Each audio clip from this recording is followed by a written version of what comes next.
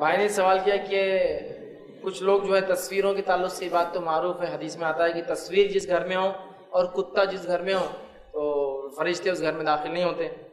تو کیا وہ لوگ اس لیے تصویر رکھ دیتے ہیں جیسے اپنے مرے ہوئے لوگوں کی، بچوں کی، کہ فرشتے داخل نہ ہوں؟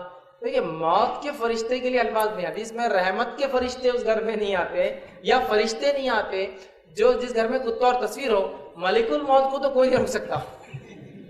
جب اپوائنٹڈ ٹائم ہے، جس وقت آنا ہے اور جس کو لے جانا ہے شیور شاٹ لے جاتے اس وقت آ کر، کوئی اس میں وہ نہیں. اب بہت سے لوگ ملک الموت ایک ہوں گے تو اتنے لوگ ایک ساتھ مر جاتے جب کیسا کرتے ہوں گے؟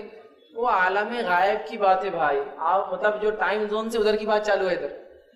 ہو سکتا آج ہمارے جو لوگ کمپیوٹر سے ریلیٹڈ ہے وہ جانتے ہیں کہ ایک جو راؤٹر ہوتا ہے، پتہ نہیں وہ کتنے سیکنڈ کے کتنے لاکھ اینڈ لاکھ پارٹ کے اندر لوگوں کو الگ الگ وہ سرو کرتا جاتا ہے.